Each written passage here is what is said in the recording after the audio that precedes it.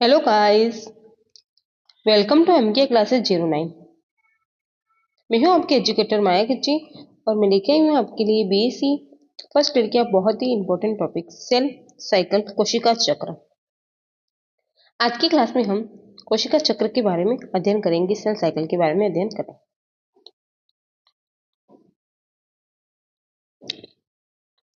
अगर हम बात करें कि जो सेल साइकिल है वो किस तरह का चक्र है, तो जो सेल साइकिल होता है एक चक्र की जैसे काम करता है। जैसे कि यहाँ पर कोई एक कोशिका है, वो कोशिका इस सेल साइकिल में प्रवेश करती है। प्रवेश के बाद क्या होता है कि सेल साइकिल से जब भी बाहर निकलेगी तो दो कोशिकाएं बन के निकलेगी। इसका मतलब क्या होगा कि सेल साइकिल में जब कोशिका प्रवेश करती है तो उसमें कोशिका विभाजन हो जाता है, सेल डिवीजन हो जाता है, सेल डिवीजन की प्रक्रिया भी हो जाती है। अब जो कोशिका चक्र जो होता है, सेल साइकिल जो होती है, उसके कुछ पार्ट होते हैं। जैसे कि एक पार्ट होता है इंटरफेस पाया जाता है उसके अंदर, और एक पार्ट पाया जाता है एम फेस पाया जाता है। इंटरफेस के अंदर क्या होता है कि G1, G2, G1S, G2 face देखने को मिलती है। और एम फेस के अंदर जो कि विभाजन की प्रावस्था होती है, उसके अंदर कैरियोकाइनेसिस और साइटोकाइनेसिस देखने को मिलता है। चाहे वो कोशिका कोई सी भी हो, उसको अपनी वृद्धि के लिए और परिवर्धन के लिए सेल साइकिल की जरूरत पड़ती है। अगर कोशिका में ग्रोथ नहीं होगी, उसका मल्टीप्लिकेशन नहीं होगा, तो कोशिका की जो संख्या होगी वो कभी बढ़ेगी नहीं, इंक्रीज नहीं हो पाएगी। इसलिए जो सेल्स होती है अपनी संख्या को बढ़ाने के लिए, ग्रोथ के लिए सेल साइकिल में प्रवेश करती हैं। और विभाजन जो होता है, सेल डिवीजन जो होता है, उसमें क्या होता है, एक जो मेंटरनल सेल जो होती है, उससे आगे जाकर दो स्प्रिंग सेल्स का फॉर्मेशन होता है। मतलब एक मात्रक कोशिका से दो संतति कोशिकाओं का फॉर्मेशन होता है। इसी को हम क्या बोलते हैं, सेल डिवीजन कहते हैं, जो कि सभी कोशिकाओं में होता है। चाहे वो यूकेरियोट कोशिका हो, चाहे वो प्रोकैरियोटिक कोशिका हो, दोनों में ही सेल साइकिल और सेल डिवीजन देखने को मिलता है। चलिए नोट्स में पढ़ते हैं। प्रत्येक सजीव की वृद्धि एवं परिवर्तन इसकी संगठीय कोशिकाओं की वृद्धि एवं गुणन पर निर्भर करता है।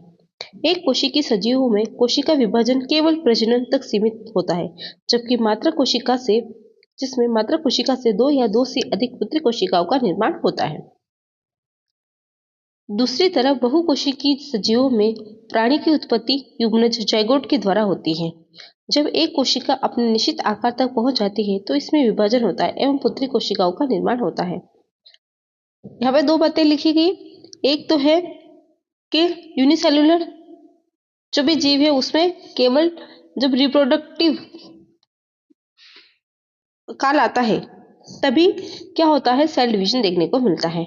और अगर वही मल्टी सेल्यूलर है तो जैसे ही उसकी कोशिका का आकार एक निश्चित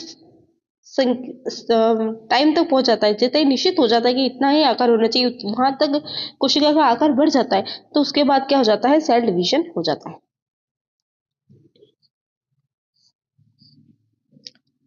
जब पुत्री कोशिका का आकार एक निश्चित सीमा तक पहुंच जाता है तो उनमें पुनः विभाजन होता है और फिर इनसे बनी, जैसे कि यहाँ बनी, इसका एक निश्चित आकार बनना, उसके बाद यहाँ से दो कोशिकाएं, इनका निश्चित आकार बनना, तो इनसे वापस से विभाजन हो जाएगा। तो विभाजन की जो प्रक्रिया है वो चलती रहेगी मल्टी सेल्युलर ऑर्गेनिजम्स के अंदर या जीवों के अंदर, एनिमल्स के अंदर।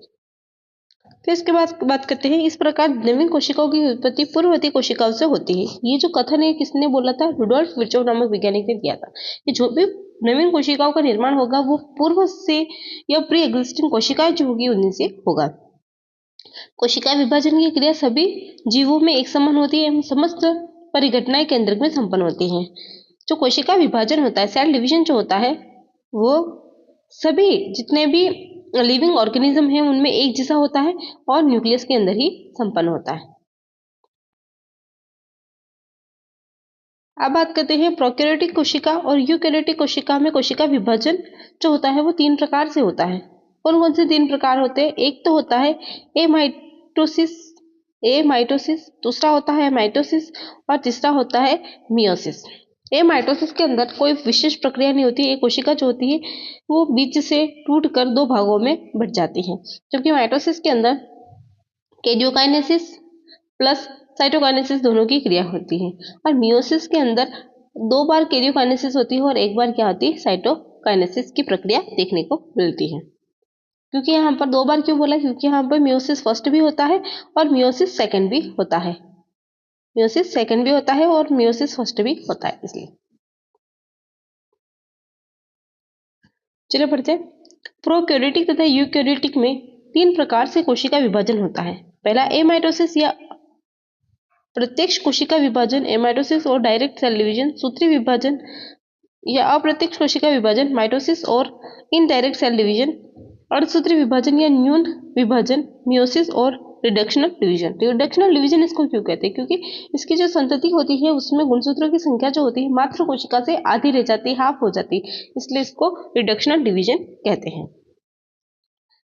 और मेनली रिडक्शनल डिवीजन जो होता है वो मियोसिस फर्स्ट को कहा जाता है। मियोसिस फर्स्ट को ही रिडक्शनल डिवीजन के नाम से जाना जाता है। अब देखते हैं हम सेल साइकिल के बारे में बात करते हैं। जो सेल साइकिल होता है वो कुछ इस तरह का होता है। सेल साइकिल के अंदर विभिन्न प्रावस्थाएं देखने को मिलती है। सबसे पहले ग्रोथ फेज आती है, जिसमें आती है जीवन ग्रोथ फेज। ये जो फेज होती है इसके अंदर सारे मटेरियल को तैयार किया जाता है, जिससे इकट्ठा किया जाता है, जिससे कि वो अपना डुप्लीकेशन कर सकते हैं। जैसे कि डीएनए के लिए आवश्यक प्रोटीन, न्यूक्लियोटाइड, इनका सबका उन सारी सामग्री को इकट्ठा किया जाता है। फिर एस फेज के अंदर क्या किया जाता है, डीएनए का एप्लीकेशन होता है। और उसके बाद G2 जो फेज होती है वो वापस से क्या करती है, सेल डिवीजन के लिए प्रिपरेशन करती है। चाहे वो माइटोसिस हो चाहे वो मियोसिस हो, तो उसके लिए वो तैयार होती है। फिर आता है एम फेज। चौथी फेज कौन सी होती है, एम फेज। एम फेज के 2 भाग होते हैं, एक तो होता है कैरियोकाइनेसिस और एक होता है साइटोकाइनेसिस। माइटोसिस और मियोसिस जो होता है वो कैरियोकाइनेसिस का पार्ट होता है। कैरियोकाइनेसिस के अंदर 4 प्रावस्थाएं देखने को मिलती है, प्रोफेज, मेटाफेज, एनाफेज और टेलोफेज। ये इस कैरियोकाइनेसिस जो होता है वो केंद्र का विभाजन होता है, जो 4 प्रावस्था में कंप्लीट होता है, प्रोफेज, मेटाफेज, एनाफेज और टेलोफेज के अंदर। और जो साइटोकाइनेसिस होता है उसके अंदर क्या होता है, कोशिका द्रव्य का विभाजन होता है, चाहे वो सेल प्लेट के द्वारा हो या फिर वो किसके द्वारा हो, सेल फुर्रों के द्वारा हो। पर जो कोशिका द्रव्य को 2 बराबर भागों में बांटकर संतति कोशिका का फॉर्मेशन कर देता है। अब यहाँ पर एक और फेज देखने को मिल रही है, जीनोड फेज। ऐसी कोशिकाएं जो कि विभाजन नहीं करना चाहती या विभाजन के लिए तैयार नहीं होती, वो क्या करती है, सेल साइकिल में प्रवेश तो करती है पर जीवन फेज के अंदर से ही बाहर वापस निकल जाती है और कोशिका के अंदर विभाजन की प्रक्रिया में भाग नहीं लेती है, सेल साइकिल के अंदर पूरी तरह से भाग नहीं लेती है। ऐसी प्रावस्था को फ्यूशन प्रावस्था कहते हैं और ऐसी कोशिकाओं को फ्यूशन सेल्स के नाम से जाना जाता है। जैसे कि हमारे हृदय की कोशिकाएं हो जाएगी, कार्डिक सेल्स हो जाएगी, न्यूरॉन्स हो जाएंगे, लिवर सेल्स हो जाएंगे, ये सारी की सारी कौन सी, जीनोड फेज की कोशिकाएं या जीनोड सेल्स है। चलिए अब एक एक को करके पूरे सेल साइकिल को अच्छे से डिटेल में पढ़ते हैं। इस डायग्राम के थ्रू आपको इतना तो समझ में आ गया होगा कि इंटरफेज जो होती है, ये इंटरफेज है और ये एम फेज है। इंटरफेज जो होती है वो 3 भागों में डिवाइडेड, G1, S और G2। और जो एम फेज है उसके 2 पार्ट है, जिसको हम सेल डिवीजन के नाम से भी जानते हैं। एक तो है कैरियोकाइनेसिस और एक है साइटोकाइनेसिस। कैरियोकाइनेसिस अगेन 4 पार्ट में डिवाइड हुई, प्रोफेज, मेटाफेज, एनाफेज और टेलोफेज। ये केवल 1 घंटे की प्रावस्था है पर यही सबसे ज्यादा पढ़ने के लिए एक्टिव फेज के रूप में जानी जाती है। अब पढ़ते हैं इंटरफेज। इंटरफेज यह प्रावस्था 2 क्रमिक विभाजनों के मध्य उपस्थित होती है। जैसे कि इंटरफेज जो होती है वो एम, फिर इंटरफेज, फिर एम प्रावस्था, फिर इंटरफेज आएगी, फिर एम प्रावस्था आएगी, इस तरह से देखने को मिलेगा। या फिर मैं बात करूं जैसे कि G1 से स्टार्ट होता है, फिर S, फिर G2, फिर M, फिर G1। थोड़ा छोटा लिखते हैं ताकि आ जाएगा, एक सेकेंड, छोटा लिखते हैं थोड़ा सा ताकि आ जाएगा। जैसे कि ये G1 फेज है, फिर S फेज आएगी, फिर कौन सी आएगी, G2 फेज आएगी, फिर M फेज आ जाएगा, फिर G1 फेज आ जाएगी, फिर S फेज, फिर G2 फेज, फिर M फेज, फिर G1 फेज, फिर G2, फिर S फेज और G2 फेज और उसके बाद वापस से M फेज। तो यहाँ पे देखो ये 2 M, यहाँ पर ये 2 M प्रावस्था है और उनके बीच की प्रावस्था है G1 S और G2 इनको हम क्या कहते हैं, इंटरफेस कहते हैं। तो हम कह सकते हैं कि दो एम प्रावस्थाओं के बीच की उपस्थिति होती है, उसको ही हम इंटरफेस कहते हैं। यहाँ पर जो क्रोमेटिन होते हैं वो कैसी अवस्था में होते हैं, दुर्बल अवस्था के अंदर होते हैं, यानी टेरियर होते हैं। अगर मैं बात करूं कि यहाँ पर जो केंद्रक और कोशिका द्रव्य जो है, यहाँ पर जो न्यूक्लियस और साइटोप्लाज्म है वो उपापचय दृष्टि से बहुत ज्यादा सक्रिय होते हैं और इस प्रावस्था को हम प्रिपरेटिव फेज के नाम से जानते हैं। इस प्रावस्था को हम प्रिपरेटिव फेज के नाम से जानते हैं क्योंकि यहाँ पर जो भी चीज उपापचय रूप से संश्लेषित होने के लिए जो भी चीजें हमें चाहिए डीएनए बनाने के लिए, वो सारी चीजें यहाँ पर देखने को मिलती हैं और वो बहुत ही ज्यादा एक्टिव फेज में देखने को मिलती है। इसलिए इसको हम क्या बोलते हैं, प्रिपरेटिव फेज के रूप में जानते हैं। इंटरफेस, यह प्रावस्था दो क्रमिक विभाजनों के मध्य उपस्थित होती है। इस अवस्था में क्रोमेटिन पदार्थ दुर्बल एटेन्युएटेड अवस्था में होते हैं। इस अवस्था में केंद्र तथा कोशिका द्रव्य उपापचय एवं संश्लेषण की दृष्टि से अत्यधिक सक्रिय होते हैं। इस कारण इंटरफेस को निर्माण कार्य प्रावस्था प्रिपरेटरी फेज भी कहते हैं। संश्लेषण क्रियाओं के आधार पर इंटरफेस 3 अवस्थाओं में बैठा हुआ है। कौन सी? पहली फेज G1 फेज, दूसरी फेज है S फेज और तीसरी फेज कौन सी? G2 phase. तो G1 S और G2 के अंदर इंटरफेस बटा हुआ है। इंटरफेस को इन 3 प्रावस्थाओं में बांटने का श्रेय किसको जाता है? प्लेक एंड हॉवार्ड नामक साइंटिस्ट को दिया जाता है। इन्होंने ही इंटरफेस को 3 प्रावस्थाओं में डिवाइड किया था, G1 S और G2 फेज के अंदर डिवाइड किया है। अब बात करते हैं G1 फेज की। G1 प्रावस्था, G1 phase post mitotic growth period है। इस अवस्था में पुत्री कोशिका आकार में वृद्धि करती है। इसका समय अंतराल ड्यूरेशन अलग अलग कोशिकाओं में अलग अलग होता है। जिन कोशिकाओं में विभाजन नहीं होता है वे स्थायी रूप से जीवन प्रावस्था में रहती हैं। इसका जो ड्यूरेशन होता है वो अलग अलग कोशिकाओं में अलग अलग होता है और जो कोशिकाएं सेल डिवीजन नहीं कर पाती हैं वो कोशिकाएं जो होती है जीवन रूप में स्थायी रूप से रह सकती हैं। इस अवस्था में डीएनए संश्लेषण के लिए आवश्यक प्रोटीन एवं आरएनए का संश्लेषण होता है। जीवन के अंदर डीएनए के लिए जो भी आवश्यक प्रोटीन है उनका संश्लेषण और आरएनए का संश्लेषण किया जाता है।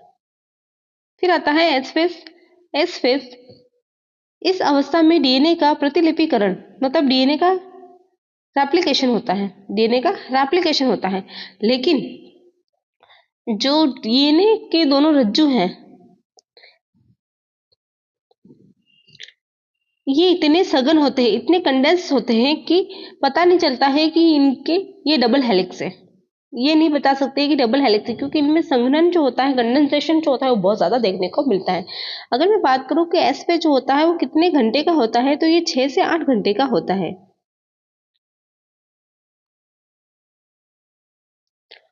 अगर अपने सेल जो है वो विभाजन के लिए स्टार्ट हो चुकी है और 24 से 28 घंटे हो चुके हैं फिर भी डीएनए का रेप्लिकेशन स्टार्ट नहीं होता है तो उस सेल के अंदर सेल डिवीजन कभी नहीं होगा। चलो नोट्स में पढ़ते हैं। इस अवस्था में डीएनए का प्रतिलिपिकरण होता है, लेकिन डीएनए के नए रज्जु इतने सघन होते हैं कि इनकी दोहरी संरचना का पता लगाना मुश्किल है। कशेरुकी कोशिकाओं में इस अवस्था का काल 6 से 8 घंटे तक होता है। यदि कोशिका विभाजन के 24 से 28 घंटे पश्चात भी डीएनए प्रतिलिपिकरण रेप्लिकेशन प्रारंभ नहीं होता है तो कोशिका में आगे विभाजन नहीं होता है। ये बात अभी पढ़े थे। उसके बाद आता है G2 प्रावस्था। G2 phase post mitotic growth period. इसको पोस्ट माइटोटिक ग्रोथ पीरियड और उसको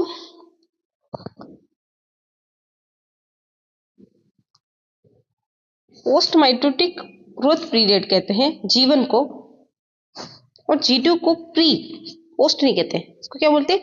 pre mitotic period growth period के नाम से जानते हैं। ऐसा क्यों बोलते हैं इन दोनों प्रावस्थाओं को? तो जैसे कि अपन यहाँ पे देखते हैं डायग्राम में, ये रहा डायग्राम में। अब देखो ये क्या है? माइटोटिक पीरियड है जहां पर विभाजन हो रहा है। ये माइटोटिक पीरियड के बाद आती है जीवन फेज, इसलिए इसको अपन क्या बोलते हैं? पोस्ट माइटोटिक पीरियड बोल देते हैं। और ये जो होती है G2 फेज जो होती है वो माइटोटिक पीरियड के पहले आती है ना, ऐसे जा रही कोशिका, फिर विभाजन होगा तो पहले आती है, इसलिए इसको अपन क्या बोलते हैं, प्री माइटोटिक पीरियड बोल देते हैं। अब जैसे कि ये G1 फेज है, इसको हम प्री सिंथेटिक फेज कह सकते हैं क्योंकि ये S फेज के पहले आ रही है, और G2 फेज जो है उसको हम बोल सकते हैं पोस्ट सिंथेटिक फेज। क्यों? क्योंकि ये S फेज के बाद में आ रहे हैं, तो इस तरह से भी इनको बोला जा सकता है।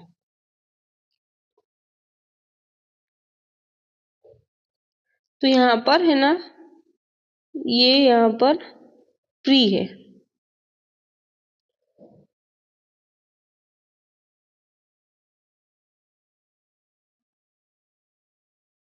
यहाँ पर प्री माइटोटिक ग्रोथ फेज है।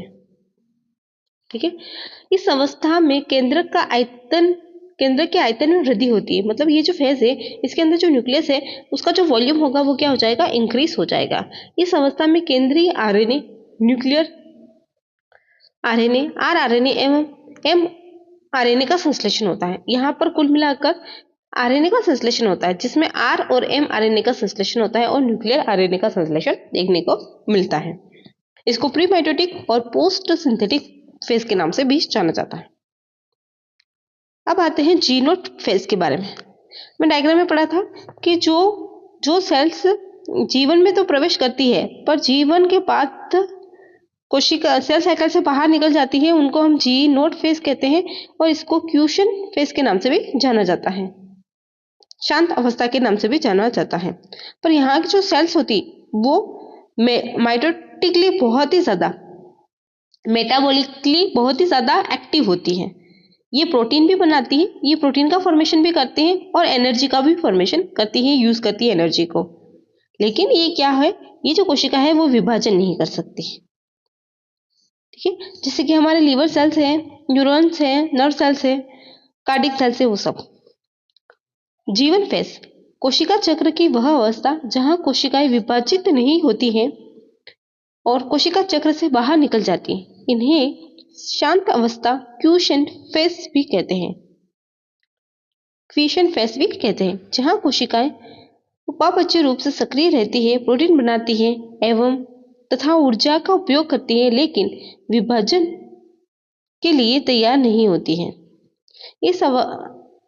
यह अवस्था अस्थायी जैसे लिवर सेल्स तथा स्थायी जैसे नर्व सेल हो सकती है। अब हम एग्जाम्पल की बात करते हैं कि जी नोट फेज जो होती है उसमें कौन कौन से एग्जाम्पल आते हैं।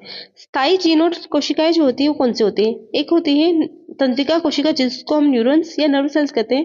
एक बार परिपक्व होने के बाद ये कोशिकाएं विभाजित नहीं होती और हमेशा जी नोट फेज में रहती है। मतलब एक बार अगर वो मेच्योर हो जाए नर्व सेल्स तो उसके बाद वो कभी भी विभाजित नहीं होगी, इसलिए और हमेशा किस में रहेगी, जी नोट फेज के अंदर ही रहेगी, इसलिए इनको क्या कहा जाता है, जी नोट सेल्स कहते हैं। फिर उसके बाद आता है हमारा कार्डिक सेल्स, वो भी एक बार अगर मैच्योर हो जाए तो उसके बाद जी नोट फेज के अंदर ही रहती है।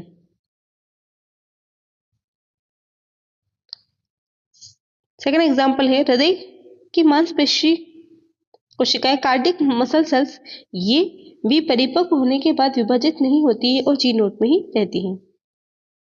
ठीक है, फिर इसके बाद अपन पढ़ते हैं अर्धस्थायी जी नोट कोशिकाएं, जिन्हें जरूरत पड़ने पर जी1 में वापस लाया जा सकता है। ऐसी कोशिकाएं जो कि जी नोट है अभी, पर अगर इनको विभाजन की जरूरत आन पड़े तो ये वापस से जी1 में आ जाती है।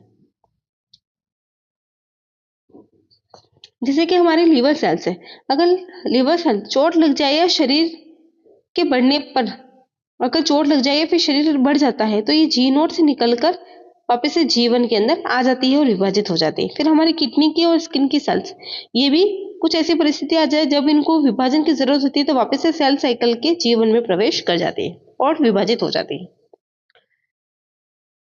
जैसे कि यकृत सेल्स, लिवर सेल्स, चोट लगने या शरीर के बढ़ने की जरूरत होने पर ये कोशिकाएं जी नोट से निकलकर विभाजित हो सकती है। वृक्क तथा त्वचा की कोशिकाएं अर्धस्थायी के अंदर किडनी और स्किन सेल्स आती है और लिवर सेल्स आती हैं। ये भी विशिष्ट परिस्थितियों में विभाजन के लिए जी नोट से बाहर आ सकती है और विभाजित हो जाती है।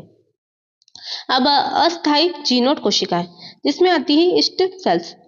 आगे ईस्ट जो है, जैसे कि इनमें ग्लूकोज की कमी हो जाए किसकी हो जाए, ग्लूकोज। और ग्लूकोज क्या है, इनके लिए फूड का काम करता है। तो इनके भोजन की कमी हो जाए तब क्या होता है, ये जी नोड में चली जाती हैं।